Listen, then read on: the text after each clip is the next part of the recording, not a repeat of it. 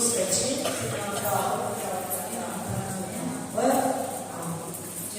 यीशु। आज का ये जो सेशन है इसको हम एक गवाही से शुरू करें। जैसे कल मैं आप लोगों को वचन दी थी, हम लोग सीखे थे, मैं यीशु के घावों द्वारा भला चंगा हो गया हूँ। मैं यीशु के घावों द्वारा भला चंगा हो गया हूँ। तो ये जो वचन है, इसी वचन को ब्रदर संदीप जो फादर अनिल देव के पास गाना गाते थे, आप लोगों को पता है ना, देखे हैं ना यूट्यूब में भी। ब्रदर संदीप बहुत अच्छा गाना गाते हैं, आराधना चलाते हैं। तो एक प्रार्थना सभा चला रहे थे, वहां पर वो प्रवचन कर रहे थे और एक व्यक्ति अपनी पत्नी को बहुत मुश्किल से उठा करके हॉस्पिटल से वहां लाता है। हॉस्पिटल में डॉक्टर, नया जन्म होता है तो डॉक्टर बोलता है बच्चा तो सही है लेकिन उसकी माँ का स्वास्थ्य सही नहीं है, कुछ घंटों के बाद उसकी मम्मी इस दुनिया से जा सकती है। तो ये सुनकर उसका पति वो घर नहीं ले जाता है। ठीक है, डॉक्टर अस्पताल से छुट्टी दे दिया तो उसको अपनी पत्नी को किसी तरह ले करके आता है जहां ब्रदर संदीप प्रार्थना चला रहे थे। वहां आता है और बहुत मुश्किल से घुसाता है, घुसा के बैठाता है। उसका पूरा होठ सूख गया था, उसका शरीर पीला पड़ रहा था और बच्चा तो बहुत अच्छा था, स्वस्थ था। तब ब्रदर संदीप तो आंख बंद किए थे, प्रार्थना चला रहे थे और उसके अंदर से आया कि यीशु के घावों द्वारा मैं भला चंगा हो गया हूँ। इस वचन को हम लोग जोर जोर से बोले तो सबको एक साथ मिलकर धन्यवाद प्रभु यीशु, मैं आपके घावों द्वारा भला चंगा हो गया हूँ। यीशु मैं आपके घावों द्वारा भला चंगा हो गया हूँ।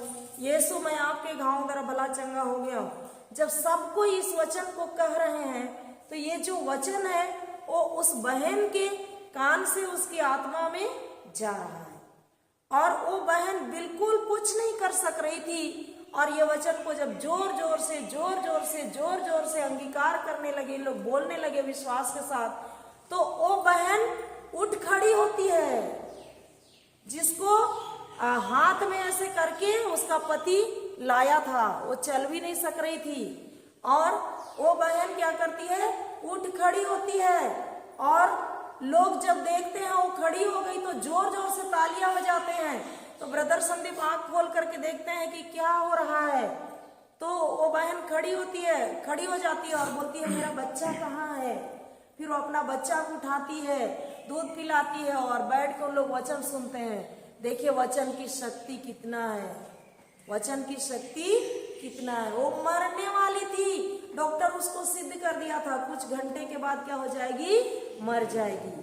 लेकिन उसका पति घर ना लेकर के जहां प्रार्थना चल रहा था वहां लेके आया। आज आपके इस अगल बगल में भी लोग नहीं चल फिर सक रहे हैं। आज गाड़ियां हैं, लोग भी अड्डे कट्टे हैं, लेकिन जहां प्रार्थना हो रहा है वहां उठा के लाते हैं, कोई नहीं लाते। यीशु के समय में क्या कर रहे थे, यीशु जिधर से गुजरते थे उधर उधर लोग रोगियों को लेकर के रख देते थे ताकि यीशु उस रास्ते से गुजरे तो यीशु की वाणी को सुनकर, यीशु को छूकर, यीशु का छाया पड़े तो ये क्या हो जाएंगे, चंगे हो जाएंगे। एक आदमी को हम लोग देखते हैं, 4 आदमी लोग उठा करके लाते हैं। जहां यीशु क्या प्रवचन कर रहे थे, पूरा घर खचाखच भरा हुआ था, कहीं जगह नहीं था। उन लोग लाते हैं सामने और देखते हैं यीशु के नजदीक पहुंचाने का कोई रास्ता नहीं है, छोटा सा भी जगह नहीं है। तो उन लोग हम लोग रहते तो वापस ले जाते, लेते कि नहीं। लेकिन उन लोग हिम्मत नहीं हारे, उस घर के मालिक को ढूंढते हैं और कहते हैं कि हमको इस व्यक्ति को यीशु तक पहुंचाना है किसी भी प्रकार से। तो उन लोग ऊपर छत में चढ़ जाते हैं और छत को खोलते हैं। यहाँ पर यहाँ पर मान लिया यीशु खड़े रहते, आप लोग ऐसा लाते, बड़े फादर से या छोटे फादर से आप अनुमति पूछते तो खोलने देते उसको? नहीं देते ना। लेकिन उन लोग कितना रिक्वेस्ट किए होंगे उस मालिक से, तो वो अनुमति दिया, वहां का उस जगह को खोलते हैं और ऊपर से उस रोगी को उतारते हैं जहां यीशु खड़ा था। और जैसे ही वहां वो रोगी को पहुंचाया जाता है, यीशु उनका विश्वास देखकर, किनका विश्वास? जो 4 व्यक्ति उसको उठा के लाए थे, और रोगी का नहीं, लेकिन जो व्यक्ति उठा के लाए थे उनका विश्वास देखकर क्या कहते हैं? उठो और अपनी चारपाई उठाओ और अपने घर जाओ। तो यीशु विश्वास को क्या करते हैं? देखते हैं। यीशु विश्वास को क्या करते हैं? देखते हैं। कल हम लोग सीख रहे थे विश्वास कार्य के बिना निर्जीव है, मरा हुआ है। तो जो 4 व्यक्ति लोग लाए थे, उन लोग क्या करते हैं? कार्य करते हैं। करते हैं कि नहीं? ऊपर चढ़ते हैं तो हाथ पैर ऊपर चढ़ाते हैं, कैसे रस्सी से उसको खींचते हैं। उनको ये भी तो डर था होगा कि ये मरने पर जो व्यक्ति है, अगर किसी प्रकार लुढ़क गया और गिर गया तो मरा है ना। लेकिन उसको ध्यान नहीं देते हैं, समस्याओं के ऊपर उनका ध्यान नहीं है। उनका ध्यान कहाँ है? यीशु पर है। उनका ध्यान कहाँ है? यीशु पर है। किसी भी तरह से हम कहाँ पहुंचाएं उसको? यीशु के पास। क्या आज हमारे घरों में जो समस्याएं हैं, बीमारी है, हम जो स्वस्थ हैं, जो कर सकते हैं, उनका ध्यान यीशु पर है कि समस्या पर है? ये सबका अपना अपना है। हालेलुया। और जैसे ही हमारा ध्यान यीशु पर जाएगा, हमारे परिवार की परिस्थितियां क्या होने लगेगी? दूर होने लगेगी। हालेलुया, हालेलुया, धन्यवाद यीशु। तो वो जो भाई था जिसकी पत्नी मरने पर थी और डॉक्टर बता दिया था कि ये कुछ घंटे के बाद मर जाएगी, उसका ध्यान कहाँ गया? यीशु पर। अपने घर नहीं, लेकिन कहाँ गया? यीशु पर।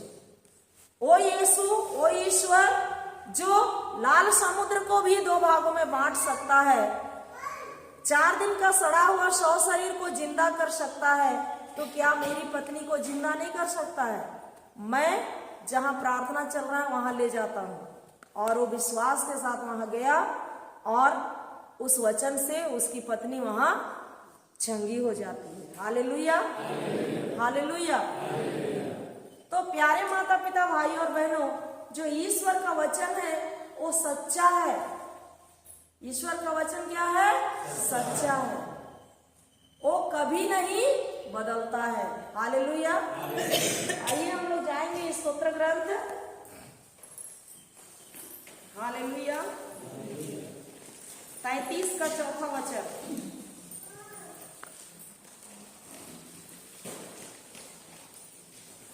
Hallelujah, hallelujah. इस स्तोत्र ग्रंथ अध्याय 33 पद संख्या 4 पढ़िए।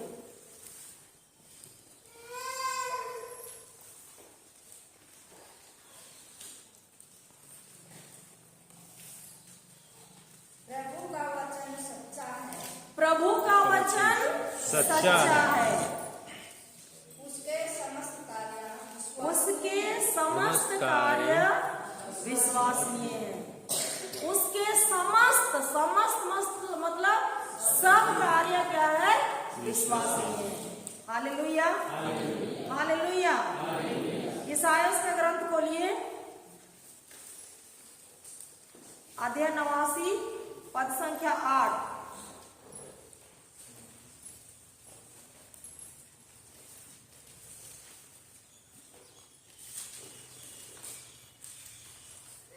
Hallelujah, hallelujah.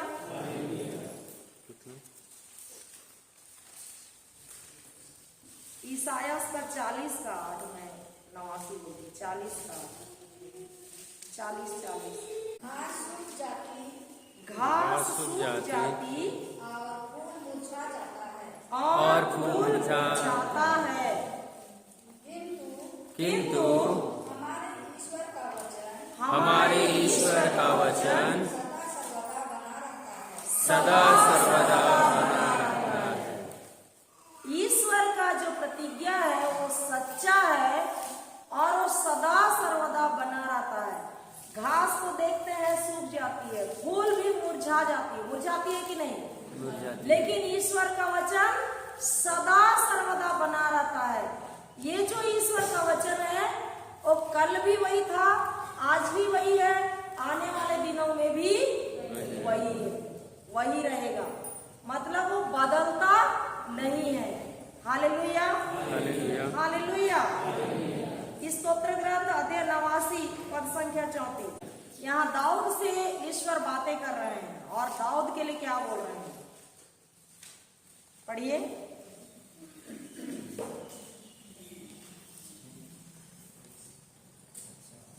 नवासी का 34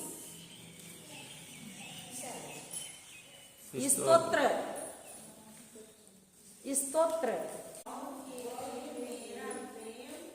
किंतु दाऊद के लिए मेरा प्रेम चिरस्थायी है, मेरी प्रतिज्ञा सदा बनी रहेगी। मेरी प्रतिज्ञा, ईश्वर की प्रतिज्ञा बाइबल के अंदर है, ये सदा बनी रहेगी। उस समय दाऊद के लिए कहा गया, अब हमारे लिए कहा जा रहा है। Hallelujah, hallelujah. और ईश्वर मनुष्य नहीं है, वो झूठ नहीं बोलता है। गणना ग्रंथ को खोलिए, गणना ग्रंथ अध्याय 23 का 19।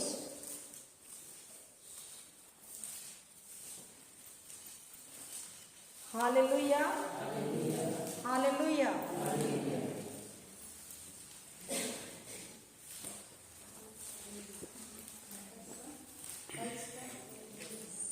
तेईस का 19।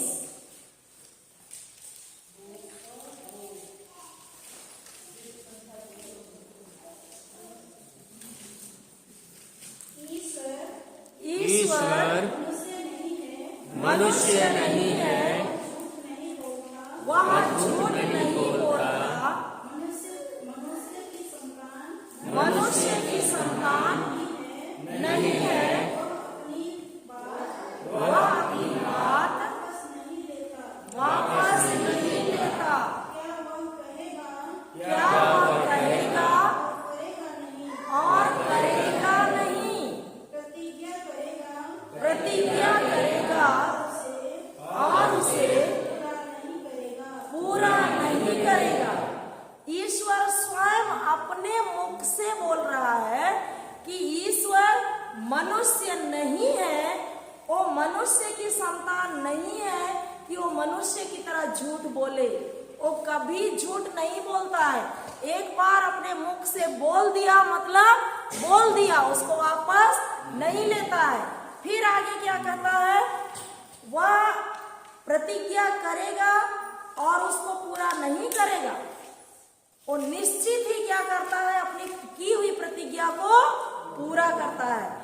इसीलिए तो कल हम लोग देख रहे थे, चाहे आकाश टल जाए, पृथ्वी टल जाए, लेकिन ईश्वर के द्वारा लिखी गई प्रतिज्ञा का एक मात्रा या एक बिंदु भी बिना पूरा हुए नहीं टलता है। Hallelujah, hallelujah. तो प्यारे माता पिता, भाई और बहनों, ईश्वर अपनी प्रतिज्ञा के प्रति सच्चा है। जो वादा किया है उसको पूरा करता ही है। तो यीशु के घावों द्वारा मैं भला चंगा हो गया हूँ, ये किसकी प्रतिज्ञा है? यीशु की प्रतिज्ञा है ना। यीशु क्या बोल रहा है, आप उसके घावों द्वारा भले चंगे हो गए हैं। तो यीशु कह रहा है हम लोगों के लिए कि मेरे बेटे मेरी बेटी, आप मेरे घावों द्वारा क्या हो गए हो, चंगे हो गए हो। जब हम उस प्रतिज्ञा को याद दिलाते हैं कि प्रभु तूने ईसाया 53:4-5 में और 1 पेतरुस 2:24 में तूने कहा है कि तुम मेरे घावों द्वारा भले चंगे हो गए हो, तो मैं याद दिलाता हूं आपका वचन को। तो प्रभु क्या कहता है? यस, आमीन। हाँ, मैंने कहा है और मैं इसको पूरा करने के लिए तत्पर हूँ, पूरा करने के लिए ध्यान रखता हूँ। इस तरह का बोलते हैं। लेकिन हम कितना याद दिलाते हैं उसकी प्रतिज्ञाओं को? जब हम कर्जों में डूब जाते हैं, जब हम बीमार हो जाते हैं, जब हमारे परिवार की आर्थिक स्थिति अच्छी नहीं होती है, तो उस समय क्या हम उसकी प्रतिज्ञा को याद दिलाते हैं कि प्रभु तूने यहाँ पर ऐसा कहा है, मैं आपको याद दिला रही हूँ, आपने कहा है तो आप उसको पूरा करेंगे, आप झूठे नहीं हैं। ऐसा याद दिलाते हैं हम लोग? नहीं दिलाते हैं। तो आज याद दिलाने के लिए हम लोग सीखेंगे। आप खोलिए यिर्मयाह 1:12 वचन, यिर्मयाह का ग्रंथ अध्याय 1:12।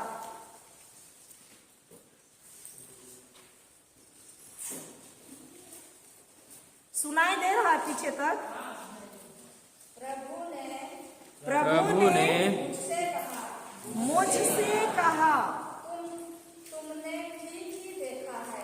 तुमने ठीक ही देखा है, मैं अपनी वाणी मैं अपनी वाणी पूरी करने का ध्यान रखता। पूरी करने का ध्यान रखता हूँ। उस समय, जिस समय नबी यिर्मयाह इस धरती पर था, उस समय ईश्वर नबी यिर्मयाह से कहा। किससे कहा? यिर्मयाह से। और आज किससे कह रहा है? हम लोगों मुझसे कह रहा है, हम लोगों से कह रहा है। क्या कह रहा है? तुमने ठीक ही देखा है, मतलब प्रतिज्ञाओं को तुमने ठीक ही पढ़ा है, ठीक ही देखा है। मैं अपनी वाणी पूरी करने का पूरा ध्यान रखता हूं। जब हम उसकी प्रतिज्ञाओं को याद दिलाते हैं ईश्वर को कि प्रभु तूने ऐसा कहा है, तो वो हाँ मैंने कहा है, और वो पूरा करने के लिए पूरी तरह से क्या करते हैं? ध्यान रखते हैं, और वो पूरा करते ही हैं। हालेलुया, हालेलुया, धन्यवाद यीशु। क्यों? क्योंकि वो अपने नाम और अपने वचन को सबसे ऊंचे स्थान पर रखे हैं। Hallelujah, hallelujah. स्तोत्र 138 पद संख्या 2।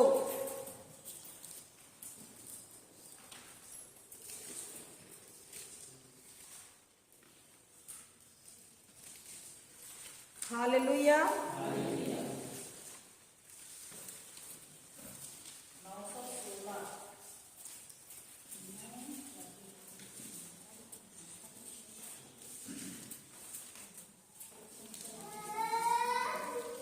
138 का 2।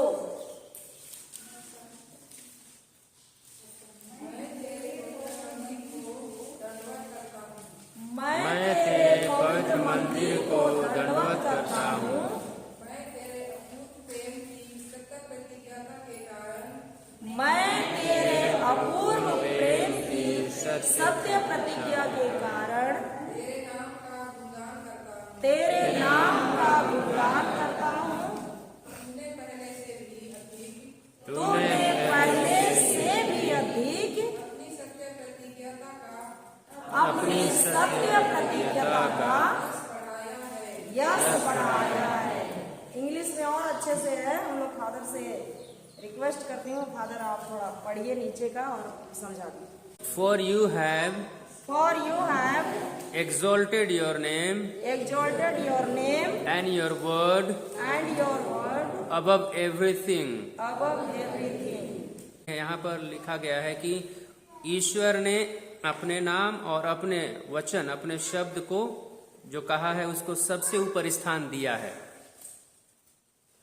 तो ईश्वर अपने नाम और अपने वचन, अपने मुख से जो वाणी निकली है, जिसको ईश्वर कहे हैं, और वो वाणी कहाँ है? बाइबल में। उसको सबसे ऊंचे स्थान पर रखा है, सबसे ऊंचे स्थान पर। क्या हम अपने जीवन में उस वाणी को सबसे पहले स्थान पर रखते हैं? रखते हैं मेरे भाइयों? नहीं रखते हैं? तो अब से रखेंगे? रखेंगे कि नहीं? क्यों? क्योंकि मत्ती 6:33 खोलिए और पढ़िए, क्या लिखा है उसमें? मत्ती 6:33, तुम सबसे पहले ईश्वर के राज्य और उसकी धार्मिकता की खोज में लगे रहो। ये सब चीजें तुम्हें यूं ही मिल जाएगी। तुम सबसे पहले, तुम सबसे पहले, तुम सबसे पहले, बोलिए, तुम सबसे पहले, सबसे पहले, तुम सबसे पहले, तुम सबसे पहले ईश्वर के राज्य, ईश्वर के राज्य और उसकी धार्मिकता की खोज में, धार्मिकता की खोज में लगे रहो, लगे रहो। मेरा जीवन यही वचन बदला। Hallelujah, hallelujah. तुम सबसे पहले, बोलिए बोलिए, तुम सबसे पहले, तुम सबसे पहले, तुम सबसे पहले ईश्वर के राज्य, ईश्वर के राज्य और उसकी धार्मिकता की खोज में, और उसकी धार्मिकता की खोज में लगे रहो, लगे रहो। और बाकी चीजें, और बाकी चीजें तुम्हें यूं ही मिल जाएंगी, तुम्हें यूं ही मिल जाएंगी। जब मुझसे भी कहा गया, रुकिए रुकिए, डॉक्टर मुझसे तो नहीं बोले, मेरे छोटे भाई से बोले और बहू से कि आपकी दीदी ज्यादा दिन का मेहमान नहीं है, इसलिए आप लोग ध्यान दीजिएगा। तो मेरे भाई बहन लोग जान रहे थे, पर मैं नहीं जान रही थी मैं कितने दिन की मेहमान हूँ। पर मेरे शरीर में जब मैं बीमारी को देखती थी तो मुझको कभी कभी डर लगता था कि मैं बहुत जल्दी मर जाऊंगी, शायद मेरे माँ बाप भी मर गए और मैं भी मर जाऊंगी। पर मैं मरने तरफ ज्यादा ध्यान नहीं देती थी। जैसे कोरोना आया, मैं भी वचन की ओर, प्रभु की ओर देखना चालू की। दिन और रात उस समय तो काम ही नहीं था। यूट्यूब खोलो, वचन सुनो, बाइबल खोलो, वचन पढ़ो। तो जैसे ही मेरा ध्यान इस वचन पर गया, तुम सबसे पहले ईश्वर के राज्य और उसकी धार्मिकता की खोज में लगे रहो और बाकी चीजें तुम्हें यूं ही मिल जाएगी। मैं तो सबसे पहले ईश्वर के राज्य की खोज नहीं कर रही हूँ, तो मेरे लिए कहां से चंगाई मेरे शरीर में दिखाई देगा? तो मैं सबसे पहले ईश्वर के राज्य की खोज करूं, उठते के साथ। सबसे पहला क्या है? उठते के साथ। बाकी का जयभार में। सबसे पहले क्या करना है?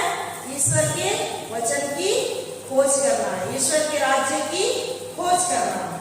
तो मैं ऐसा करना चालू की, तो धीरे धीरे धीरे मेरे लिए रास्ते खुलते गए। एक दिन मैं ब्रदर जॉनसन का यूट्यूब खुल गया, मैं खोज रही थी। यूट्यूब में तो बहुत सारा पास्टर लोग आता है ना, तो मैं खोज रही थी हमारा क्रूस रहे, माता मरियम रहे, प्रभु यीशु रहे, रोजरी रहे, ऐसा मतलब कोई देता है कि नहीं यूट्यूब में।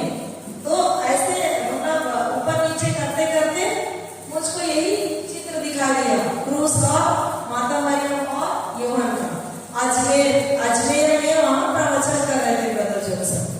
तो वहां पर मैं उसी को टच की और मैं सुनने लगी। तो ब्रदर बता रहे थे, वहां फादर उस समय उसका स्वागत कर रहे थे, ऐसे सुटान पहने थे। तो मैं बोली अरे हमारे फादर लोग भी दिख रहे हैं। तो मैं उसको ध्यान से देखी, ध्यान से सुनी और आखिरी में ब्रदर बता रहे थे हमारे पास 150 कॉल सेंटर है, कोई भी कॉल करते हैं तो मतलब बहुत सारी भाषाओं में आता है। तो हिंदी वाले 3 बार हिंदी हिंदी हिंदी बोलेंगे तो हिंदी वालों को ट्रांसफर हो जाता है, और उधर से कॉल बैक करते हैं तो आप उठाइएगा ऐसा। तो नंबर बता रहे, मैं जल्दी जल्दी उस नंबर को नोट की और मैं कॉल करके देखी कि सही है कि नहीं। तो एक सिस्टर अजमेर की ही उठाई और मुझको बताई कि वचन से कैसे क्या होता है, और बोली डोंड में अभी रिट्रीट होने वाला है, अगर आप आ सकते हैं तो वहाँ आ जाइए। तो मैं बिना सोचे समझे, कोरोना है चाहे कुछ भी है, ट्रेन तो चल रही है, चलो चला जाए। उस समय वो हो गया था, खुल गया था। तो मेरे साथ और 5 बहनें गए थे, मतलब 4 बहनें, हम लोग 5 जन गए थे। तो वहाँ मैं ऐसे ही पहला लाइन में बैठती थी और ब्रदर जो भी बोलते थे, सिस्टर फ्लोरेटा प्रवचन देती थी, उनका मुंह को ऐसे देखते रहती थी। मैं नहीं बोली उनको कि मेरे लिए प्रार्थना करती। जितना गवाही बता रहे थे मैं सबको लिखते गई। आने के बाद मेरे को अंदर से लगने लगा मैं यीशु के घाव मेरा भली चंगी हो गई। उस वचन को जब मैं बार बार पढ़ने लगी तो मेरा जो बीमारी है और ज़्यादा बढ़ने लगा। तो मैं वही बोलती थी कि नहीं, मैं इस वचन को नहीं छोड़ूंगी, मैं बोलते जाऊंगी, चाहे कुछ भी दिखे मैं बोलते जाऊंगी, कुछ भी परिस्थिति हो। और मैं बोलते गई।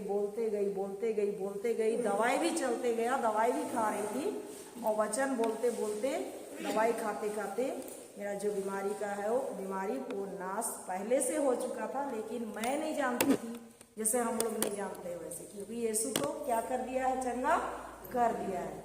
तो उसको हकीकत दुनिया में लाने के लिए हमको क्या करना है, वचन को विश्वास करना है और बोलना है, अपना बनाना है और बोलना है। ईश्वर को क्या करना है, हमको याद दिलाना है। तो जब मैं ये ईश्वर को याद दिलाने लगी तब मेरा जो हकीकत दुनिया में बीमारी दिख रहा था वो बढ़ता हुआ दिख रहा था।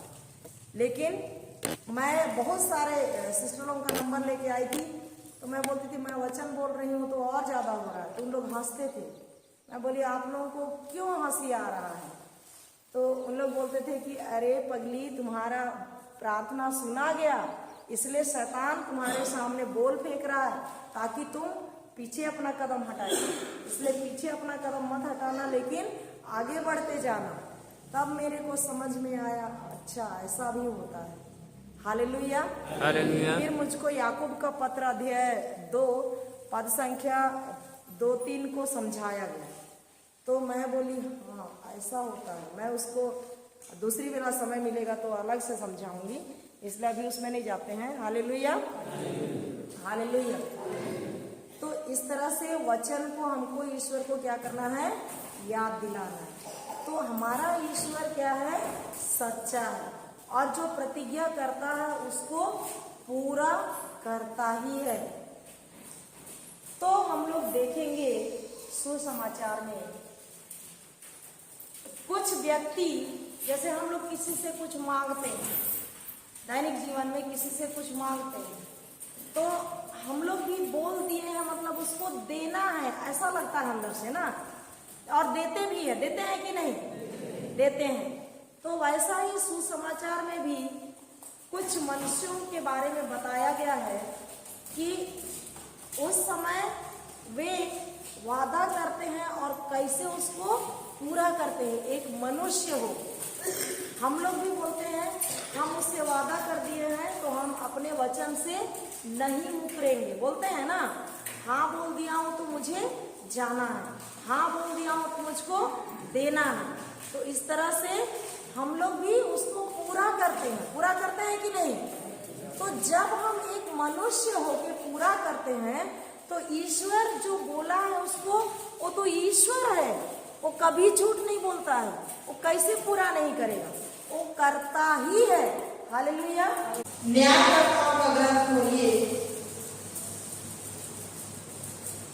न्यायकर्ताओं का ग्रंथ पुराना विधान 11:29, अध्याय 11:29।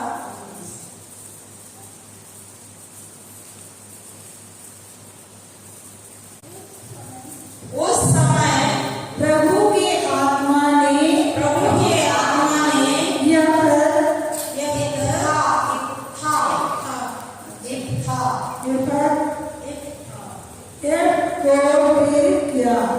इफ्ता को प्रेरित किया। इफ्ता गिलआद और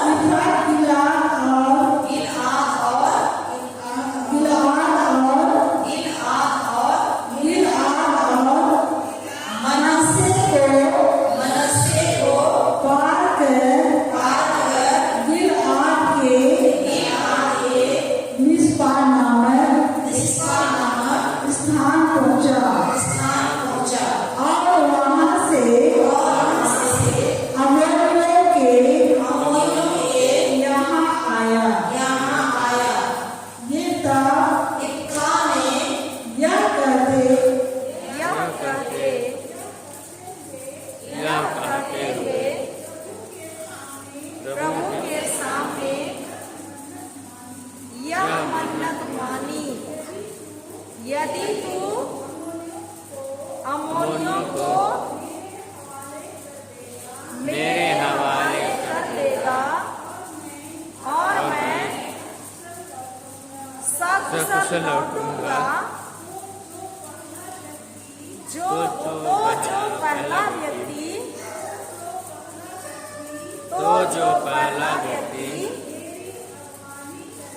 मेरी अगवानी करने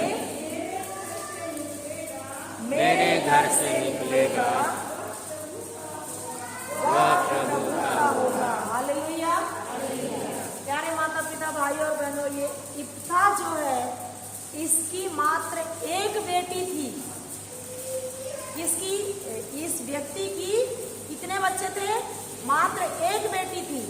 और ये जो इफ्ता है, अमोनियों से युद्ध करने जाने के पहले प्रभु की आत्मा से प्रेरित होकर वो प्रभु से वादा करता है कि प्रभु, यदि मैं उनको हरा करके मैं जीत के वापस आऊंगा, जब मेरे शहर में घुसूंगा, तो जो व्यक्ति मेरा स्वागत करने के लिए सबसे पहले नगर से निकलेगा, वो व्यक्ति को मैं किसके लिए चढ़ाऊंगा? आपके लिए चढ़ाऊंगा। ये वादा करता है प्रभु से। कौन? इफ्ता। कौन वादा करता है? आगे देखते हैं क्या होता है। हालेलुया। और मैं उसकी होम बलि चढ़ाऊंगा। हालेलुया। हालेलुया। 34 पढ़िए। जब युद्ध करके वापस आता है, जीत जाता है, तो हम लोग देखते हैं कौन पहले निकलता है। 34 में दिया है, पढ़िए।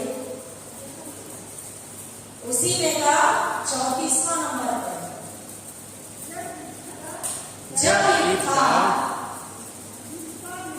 मिस्पा में अपने यहाँ लौटा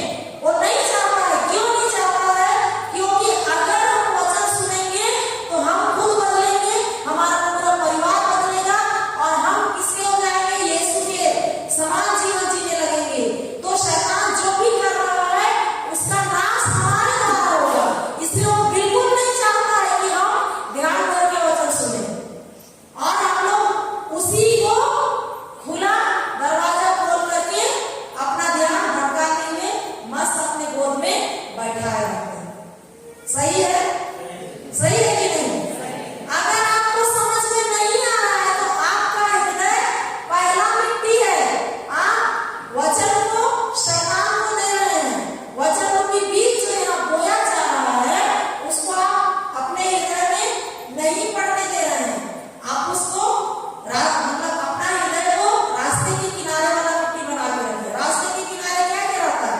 कचरा रहता है, कुत्ता का हगला हगना रहता है कि नहीं? तो सोचिए हमारा हृदय को हमको अच्छी मिट्टी बनाना है। कोई दूसरा नहीं बना देगा, फादर लोग नहीं बना देंगे, सिस्टर लोग नहीं बना देंगे, हमको खुद बनाना है, खुद ध्यान केंद्रित करना है। कहाँ? वचन में। Hallelujah, hallelujah. और दूसरे प्रकार की मिट्टी क्या है? क्या है दूसरे प्रकार की? वो भी मालूम है। हालेलुया। पढ़ के आइएगा, फिर पूछूंगी कब। हालेलुया। अभी मैं मिट्टी में नहीं जाऊंगा, आप पढ़ के आइए, बचपन से सुन रहे हैं 4 प्रकार के। Hallelujah, hallelujah. धन्यवाद यीशु। तो ये जो व्यक्ति है था, प्रभु से वादा करता है और उसको पूरा करता है, अपनी बेटी का बलि चढ़ाता है और राजा हेरोद यूहन्ना बपतिस्मा का सिर को कटवा के लाके देता है। तो ये मनुष्य होके अपना जो वादा है उसको पूरा करते हैं। तो ईश्वर जो महान है, जो सब कुछ उसके हाथ में है, कुछ भी असंभव नहीं है। क्या हम उसकी प्रतिज्ञा को, उसका वादा को, उसका कहा हुआ वचन को हम दिन रात याद कराएंगे, सुबह उठने के साथ याद कराएंगे, तो क्या वो हमारे लिए पूरा नहीं करेगा? क्या वो हमारे लिए पूरा नहीं करेगा? थोड़ा जोर से बोलिए, करेगा कि नहीं? तो ये वचन याद दिलाते हैं उसको कि प्रभु आपने ऐसा कहा है।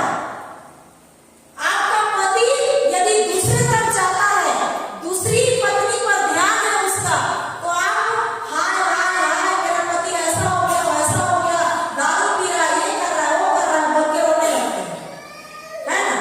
सही है कि नहीं? आप यहाँ करार करते हैं, हमारे जो पुरोहित लोग हैं, आपके दोनों हाथ को पकड़ के, तो उन लोग अपना जो क्या बोलते हैं ईश्वर, उससे वो जो पवित्र चीज है उससे ढकते हैं आपका हाथ को, ढकते हैं कि नहीं? और आप लोग करार करते हैं, मैं दुख में सुख में, और वचन बताता है जिसे ईश्वर ने जोड़ा उसे मनुष्य अलग ना करे। आप उस वचन को याद दिलाइए ईश्वर को। प्रभु तूने ही कहा है ना कि जिसे ईश्वर ने जोड़ा उसे मनुष्य अलग ना करे। देखिए क्या हो रहा है मेरे घर में, मेरा पति किधर जा रहा है? फिर बोलिए प्रभु मैं विश्वास करती हूँ, आपने जो वचन दिया है वो सत्य है और आप उसको पूरा करेंगे। फिर आप लग जाइए, जिसे ईश्वर ने बोला जोड़ा उसे मनुष्य अलग ना करे, जिसे ईश्वर ने जोड़ा उसे मनुष्य अलग ना करे। धन्यवाद प्रभु यीशु। जिसे ईश्वर ने जोड़ा उसे मनुष्य अलग ना करे। धन्यवाद प्रभु यीशु। पूरे घर में लोग बोलिए, कैसे शादी टूटेगा? नहीं टूटेगा। हम लोग याद दिलाते ही नहीं ईश्वर, दिलाते हैं। और बहुत बार तो मम्मी लोग बोलते हैं ठीक रही बीबी, जाओ हदीस बढ़िया माल बना दास, बोले निका समान और अति बर्ची बात नहीं है, बोलते हैं ना। शादी को मम्मी लोग तोड़ रहे हैं, तोड़ रहे हैं कि नहीं? हालेलुया। इसीलिए आज शादी भी बहुत क्या हो रहा है? टूट रहा है कि नहीं? तो हम उसकी प्रतिज्ञाओं को याद दिला रहे हैं ईश्वर को? नहीं दिला रहे हैं। आज हमको उठना है, ईश्वर के राज्य की खोज करना है। सबसे पहले क्या करना है? सबसे पहले। और सबसे पहले जब मैं इसको बार बार पढ़ने लगी, एक दिन रात के समय 1 बजे मुझको ईश्वर उठा देता है और मुझको यही दिखा रहा था। मैं आप लोगों को बताना चाहती हूँ, पहले भी मैं अंबिकापुर में एक बार बताई हूँ, आप लोग वीडियो में सुने होंगे। ईसायाह का ग्रंथ अध्याय 11, ईसायाह का ग्रंथ अध्याय 11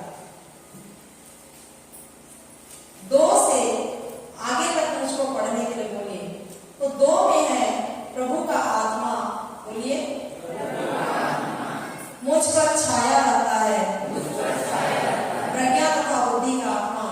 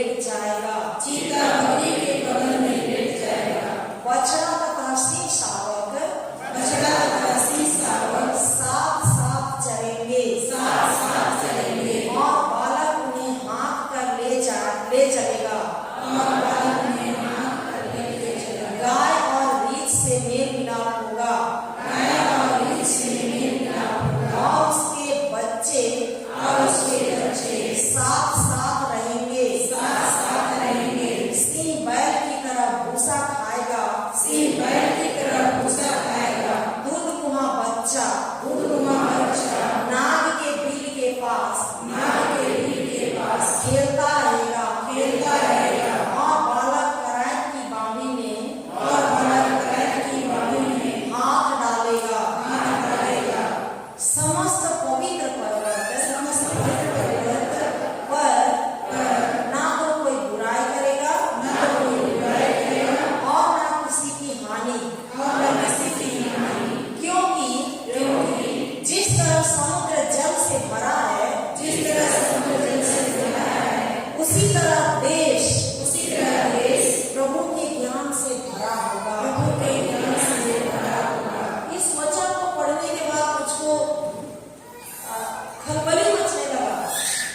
जब हम लोग ईश्वर के राज्य और उसकी धार्मिकता की खोज करने लगेंगे तो हमारा परिवार, हमारा मोहल्ला, हमारा राज्य, हमारा देश प्रभु के ज्ञान से भरा रहेगा और कोई भी नहीं लड़ेंगे झगड़ेंगे। फादर लोग, सिस्टर लोग, फादर लोग और विश्वासी लोग सब इतने प्रेम से रहेंगे।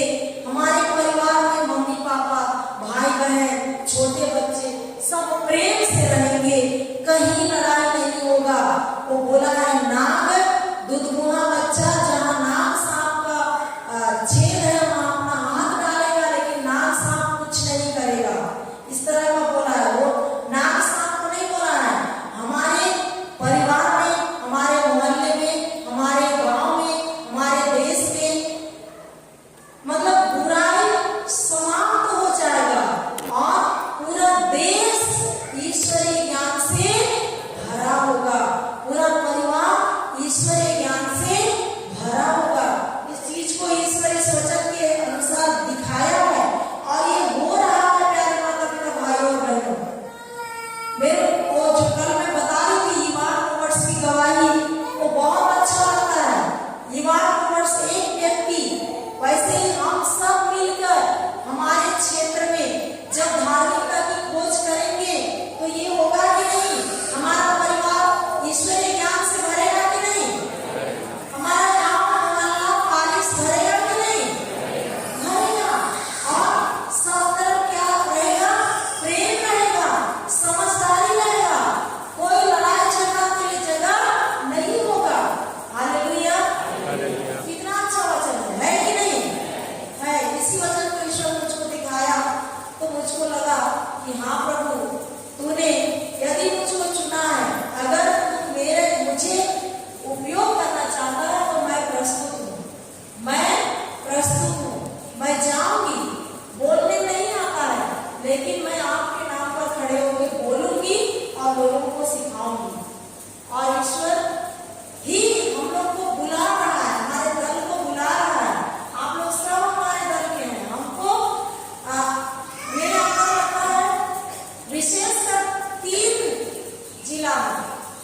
जिला नहीं, धर्म प्रांत में कुनकुरी, रायगढ़ और सरगुजा, तीनों धर्म प्रांत में हमारे लोग ज्यादा हैं।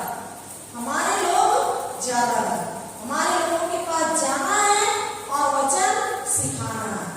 इसीलिए मैं घोषणा करती हूँ स्तोत्र 118 का 17 वचन मैं घोषणा करती हूँ। मैं बोलती हूँ, प्रभु मैं नहीं मरूंगी, मैं जीवित रहूंगी और आपके कार्यों का बखान करूंगी जब तक सरगुजा, जसपुर और रायगढ़ का हर एक पारिश में वचन की घोषणा नहीं करूंगी, तब तक नहीं मरूंगी, मैं जीवित रहूंगी। Hallelujah, hallelujah, hallelujah. और ये होगा। हालेलुया। तो जब आप बीमारी देखते हैं अपने शरीर में, बोलिए उस वचन को, घोषणा कीजिए, मेरा भाई, मेरा पिताजी नहीं मरेगा, जीवित रहेगा और ईश्वर के कार्यों का बखान करेगा। हालेलुया। एक बहन है छत्तीसगढ़ में, पुण्यवती, वो बिल्कुल नहीं सकती थी, बेड पर पड़ी